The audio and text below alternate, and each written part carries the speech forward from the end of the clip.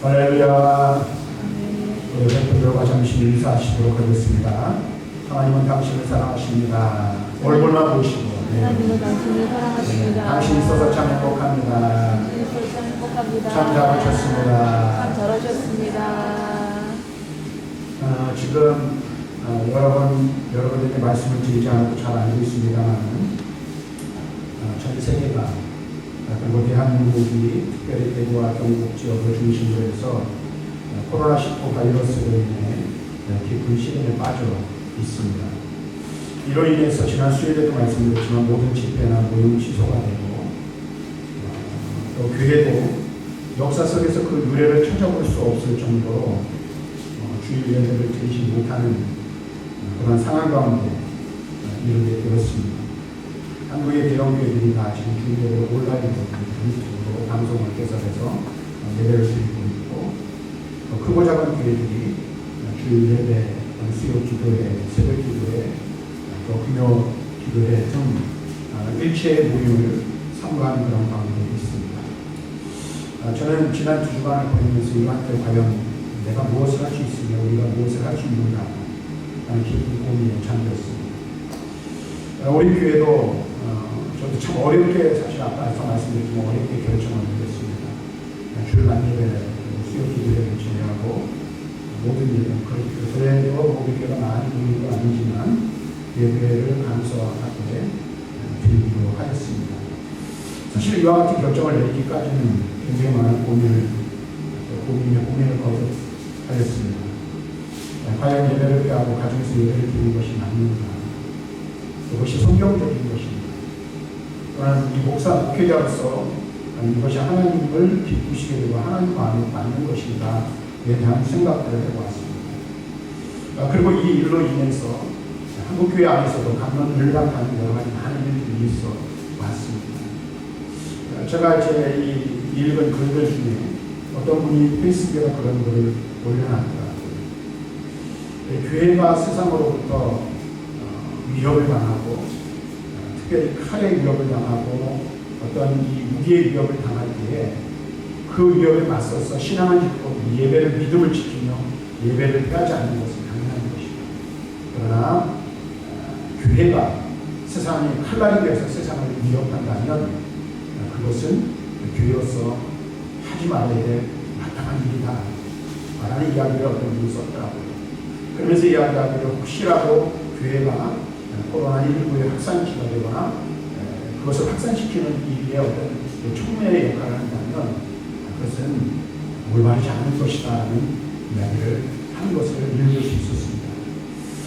이 글 외에도 이게 맞다 저게 맞다 이렇게 해야 된다 저렇게 해야 된다라는 수없이 많은 글들이 카톡을 통해서 그 다음에 언론을 통해서 그 다음에 또 이 SNS, 페이스북이나 이런 것들을 통해서 쏟아져 나오는 것들을 보게 됩니다.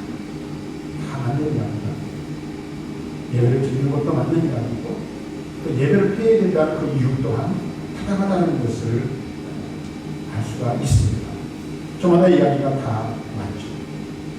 금방 말씀드린 대로 서울의 대형 교회들이 통합교 단에서는 주일 예배를 온라인 예배로 대체하라고 권고를 하였고 또 우리 교단에 속해 있는 충실대학교 신학대학원 신학위원회에서도 성경과 초대교회의 예배 형태를 들어 주일 예배를 가정 예배로 대체하는 것 또한 무방하다라고 권고를 하고 있습니다. 그 이유를 근거를 초대교회가 가정에서 예배를 드렸고 지금처럼 모여서 회중으로 예배든지 이 형태는 아니었다는 것이죠. 그것 또한 맞습니다. 근데 교회라는 것이 교회에 대해서 이야기를 할 때 우리가 흔히 말하는 모임 건물, 그렇죠? 모임 건물을 우리는 교회라고 말하지 않습니다. 그리스도인들의 모임 그 자체가 바로 교회라는 사실을 우리는 알아야 한다는 것이죠. 지금과 같은 상황 속에서 전염병이 청거하고 그 매개체가 교회가 되어서 안 되는 것 또한 맞습니다. 그러므로 우리는 서로 최대한 존중히 여기고 또한 서로를 위하여 최대한 조심성을 가져야 될 필요성이 있음을 우리는 먼저 알아야 합니다. 뿐만 아니라 무엇보다 본 교회성을 해치거나 기독교 복음을 가로막는 걸림돌의 역할이 되어서도 안 되는 것은 분명합니다. 그래서 이 어려울 때 우리가 해야 할 일들이 무엇이 있을까 라는 고민을 하게 되는데, 먼저 우리는 이 모든 일들을 위해서 하나님께서 주시는 지혜를 얻기 위하여 기도해야 할 줄로 믿습니다.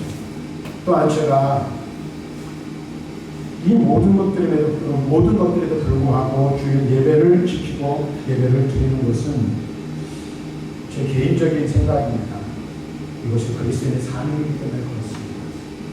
또 하나 제가 지난 한 주간 동안 역대서의 말씀을, 역대기 상하 말씀을 읽어봤습니다. 그래서 지난주에는 성경을 읽다 보니까 역대기의 말씀을 읽게 되었는데, 제 마음 가운데 그런 마음을 하나님께서 주시더라고요. 역대기의 말씀을 읽어보면 여러분들도 잘 아시겠지만, 이스라엘, 특별히 이 역대기는 유다 백성, 유다의 왕들을 중심으로 해서 성경에 기록되어 있는데, 다윗과 솔로몬 초기, 그 다음에 우리가 잘 아는 히스기야 같은 사람들을 제외하고 대부분의 왕들은 어떻게 했습니까? 성전을 허물고 제단을 파괴하고 바알과 아세라 신전을 지었습니다. 근데 그 말씀들을 쭉 읽어내가면서 그것이 이스라엘의 죄악이었는데, 저게 제 마음 가운데 그런 마음이 드는 거예요. 여러 가지 갑론을박한 모든 이야기들 다 맞아요. 그리고 다 나름대로 타당성이 있고 이유가 분명해요. 그런데 제 마음 가운데 강하게 도전하고 있는 한 가지 생각은, 시대마다 역사 속에서 인본주의는 합리성을 가지고 이성이라는 것을 가지고 언제든지 하나님한테 도전하였다라는 사실입니다. 물론 이 시대 속에서 우리가 조심해야 될 부분을 조심해야 돼요. 분명히. 그러나 최소한 우리가 그리스도인으로서 하나님을 섬기는 하나님의 거룩한 백성으로서 무엇을 지켜야 할 것입니다. 내 강한 부분은 어떻게 보면 신앙의 문제, 믿음의 문제라는 것입니다. 그런데 여러분에게 앞에서도 말씀드렸지만, 광고 시간에 말씀드렸지만, 이것이 정쟁 또는 다툼의 빌미가 되거나 도구가 되어서는 안 되는 것입니다. 예배를 드리고 안 드리고의 문제는 어떻게 보면 하나님 앞에서 나와야 문제인 것입니다. 시대 속에서 또 교회가 만약에 이 연천적인 코로나 확진자가 났다든지, 그 다음에 어떤 그 매개체가 될 어떤 위험성이 있다면 그 또한 우리는 분명하게 또 다시 생각해 보아야 할 문제입니다. 근데 어쨌든 이것이 예배를 드리는 것은 잘못된 것이고 예배를 드리지 않는 것 또한 잘못된 것이라 해서 서로 강론을 하면서 갈등을 일으키고 싸우는 것 또한 하나님 앞에서 옳지 못하다는 겁니다. 제 개인적인 생각에는 하나님 앞에 예배 드리는 것이 맞기 때문에 오늘 우리가 소수에도 불구하고 예배를 드린다라는 것입니다. 그러면서 오늘 제가 여러분들에게 드리고 싶은 말씀이 있습니다. 이 기도에 관해서 기도와 연관되어서 오늘 그 말씀을 좀 드리려고 해요. 지난 시간에는 우리가 본문의 말씀을 가지고 예수님께서 우리에게 기도의 본을 보여주셨기 때문에 우리 또한 기도해야 된다는 말씀을 드렸어요. 예수님께서 전능하신 하나님이심에도 불구하고 기도하셨다면 이 어렵고 힘든 위기의 순간에 우리는 더욱더 힘써 뭐 해야 될까요? 기도해야 하는 줄로 믿습니다. 이렇게 기도의 삶을 사신 예수님께서는 그의 제자들과 오늘 이 시대를 살아가는 그리스도인들에게 기도를 가르쳐 주셨어요. 우리는 예수님이 가르쳐 주신 기도의 본을 따라 하나님 앞에 온전한 기도의 자리로 나아가는 힘써야 할 줄로 믿습니다. 먼저 우리가 아는 것은 마태복음 6장에 보면 예수님의 제자들이 예수님께 나와서 우리에게 기도를 좀 가르쳐 주십시오. 그때 예수님께서는 그의 제자들에게 너희는 이렇게 기도하라 라고 말씀하시면서 마태복음 6장 9절부터 13절에 주의 기도, 주기도 또는 주님의 기도라고 일컬어지는 기도의 부분을 보여주셨습니다. 우리가 잘 아는 대로 마태복음 6장 9절부터 13절 보면 이렇게 말합니다. 그러므로 너희는 이렇게 기도하라.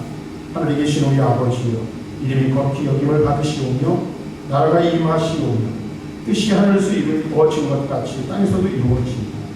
오늘 우리에게 일용할 양식을 주시옵고 우리가 우리에게 죄 지은 자를 사하여 준 것 같이 우리 죄를 사하여 주시옵고 우리를 시험에 들게 하지 마시옵고 다만 악에서 구하시옵소서.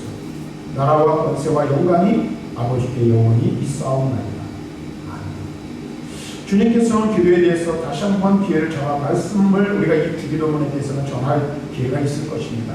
이미 오래전에 한번 제가 주기도문에 대해서 좀 설교를 한 적이 있고요. 또 한 번 기회를 얻어서 말씀을 전하려고 합니다. 그런데 저는 이 주님이 가르쳐 주신 기도를 보면서 이 어려운 시대 우리 그리스도인들이 붙들고 기도해야 할 부분이 한 군데 있음을 깨닫게 되었습니다. 이 주기도문 중에 이런 기도를 가르쳐 주셨죠. 그 내용이 우리가 우리에게 죄 지은 자를 사하여 준 것 같이 우리 죄를 사하여 주시옵고 우리를 시험에 들게 하지 마시옵고 다만 악에서 구하시옵소서. 여기서 말하는 시험과 악이라는 것은 이 헬라어 원문을 보면 좀 다른 점이 있습니다. 그런데 헬라어 원문이 이렇다 저렇다를 논하기 전에 주님께서 이 어려운 시대 가운데 우리에게 기도 힌트를 주시고 계십니다. 우리를 시험에 들지 말게 하시고 악에서 구원해 주시기를 기도하라 라는 말씀을 해주고 있습니다. 우리는 기도를 통해 하나님께 모든 악, 다시 말하면 그것이 질병이든 어떤 이 위기나 어떤 환난이나 핍박이든 그 모든 것들로부터 구원해 주시기를 위하여 기도할 수 있음을 우리에게 가르쳐주고 있는 것입니다. 우리는 주님의 이 기도의 가르침을 따라 우리가 처한 현재의 어려운 가운데서 우리 그리스도인들은 무엇보다도 더욱 간절히 기도해야 할 것입니다. 무엇보다도 우리는 먼저 우리 그리스도인들은 우리의 죄악을 하나님께 아뢰며 철저하게 회개해야 할 것을 성경은 우리들에게 말씀해주고 있습니다. 그리고 하나님께서 이 위기로부터 우리를 건져주시기를 사모해야 할 것을 가르쳐주고 있다는 것입니다. 지난 수요일에 제가 말씀을 드렸어요. 역대하 6장에 보면 이 솔로몬이 예루살렘 성전을 건축하고 성전을 봉헌하며 하늘의 하나님 앞에 기도하는 기도의 내용이 나옵니다. 그리고 그 기도의 내용에 대하여 하나님께서 역대하 7장에서 솔로몬에게 꿈에 나타나 밤에 나타나 기도를 들었다. 내가 너의 기도를 이렇게 응답하시겠다. 기도 응답에 대한 약속을 해주시고 있는 것을 볼 수가 있습니다. 역대하 7장 12절부터 16절 말씀에 보면 이렇게 기록하고 있습니다. 이렇게 기록하고 있어요. 밤에 여호와께서 솔로몬에게 나타나사 그에게 이르시되 내가 이미 내 기도를 듣고 이곳을 택하여 내게 제사하는 성전을 삼았으니 혹 내가 하늘을 닫고 비를 내리지 아니하거나 혹 메뚜기들에게 토산을 먹게 하거나 혹 전염병이 내 백성 가운데서 유행하게 할 때에 내 이름으로 일컫는 내 백성이 그들의 악한 길에서 떠나 스스로 낮추며 기도하여 내 얼굴을 찾으면 내가 하늘에서 듣고 그들의 죄를 사하고 그들의 땅을 고치리라. 이제 이곳에서 하는 기도에 내가 눈을 들고 귀를 기울이니 이는 내가 이미 이 성전을 택하고 거룩하게 하여 내 이름을 여기에 영원히 있게 하겠습니다. 내 눈과 내 마음이 항상 여기에 있습니다. 이 말씀 중에 이렇게 말하고 있어요. 혹 전염병이 내 백성 가운데 유행하게 할 때 내 이름으로 일컫는 내 백성이 그들의 악한 길에서 떠나 스스로 낮추고 기도하여 내 얼굴을 찾으며 내가 하늘에서 듣고 그들의 죄를 사하고 그들의 땅을 고칠지라. 아멘. 이렇게 약속해 주시고 있습니다. 하나님께서 솔로몬의 기도를 들으시고 말씀하신 기도 응답의 내용이 무엇입니까? 혹시 백성이 범죄하여 기근이나 전염병이 생길 수 있다는 그럼 그때 어떻게 하라는 거예요? 솔로몬이 기도한 것처럼 이곳 성전에서 하늘의 하나님 앞에 자신을 낮추고 겸손하여 하나님을 찾고 하나님을 구하며 하나님께로 돌이켜 회개하면 하나님께서 그 기도를 들으시고 그 땅을 고쳐주시고 그 전염병과 기근과 위험으로부터 건져주시겠다라고 말씀하고 있다. 지금 우리는 눈에 보이는 예루살렘 성전에서 예배하지 않습니다. 기도하지 않습니다. 그러나 성경 우리에게 뭐라고 말합니까? 성령이 거하시는 성전, 그것이 바로 우리 믿는 그리스도인이라고 말하고 있습니다. 저는 이 말씀을 이렇게 생각합니다. 믿는 우리가 먼저 우리 자신을 낮추고 겸손하게 하나님을 찾고 하나님을 구하며 하나님의 도우심을 구하며 하나님께서 반드시 우리의 기도를 들으시고 우리의 기도를 통하여 이 땅을 고치시고 이 땅의 백성들을 고치실 줄로 믿습니다. 그럼 우리는 어떻게 해야 됩니까? 하나님 앞에 부르짖어 기도해야 됩니다. 겸손히 자신을 낮추고 회개하며 돌이켜 하나님께로 나아가야 할 사명, 하나님의 도우시는 그 자기의 풍요를 구할 책임이 이 땅에 그리스도인들에게 있는 줄로 믿습니다. 야고보서 5장 13절에서 야고보는 이렇게 말합니다. 너희 중에 고난당하는 자가 있느냐? 그는 기도할 것이. 이 고난의 위기 가운데, 이 하나님의 어려움 가운데, 국가적인 재난 상황 가운데 있는 이 시대에 우리가 할 수 있는 것이 무엇이며, 우리가 무엇을 해야만 할까요? 그것은 바로 하늘의 하나님, 모든 것을 지으시고 모든 것을 다스리시며 주관하시는 하나님 앞에 기도하는 것 외에 다른 것이 없음을 우리는 분명히 알아야 한다는 사실입니다. 우리 믿는 자가 할 수 있는 것이 무엇입니까? 믿는 자에게 할 일은 회개하는 것입니다. 저렇게 하나님의 자비와 긍휼하심을 구하는 것입니다. 이 땅에 하나님의 자비와 긍휼이 임하여 이 땅을 치료하시고 회복시키시고 고치시는 역사가 있기를 위하여 간구하는 것입니다. 그것이 바로 저와 여러분들의 삶입니다.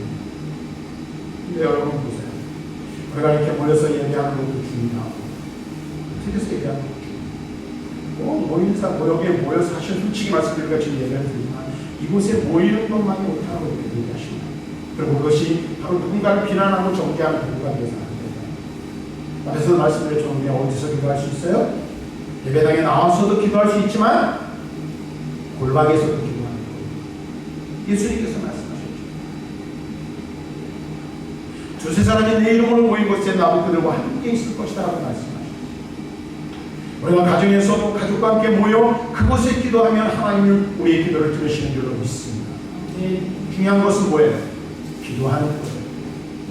언제 어디에 있든지 어느 곳에서든지 우리는 뭐 해야 합니까?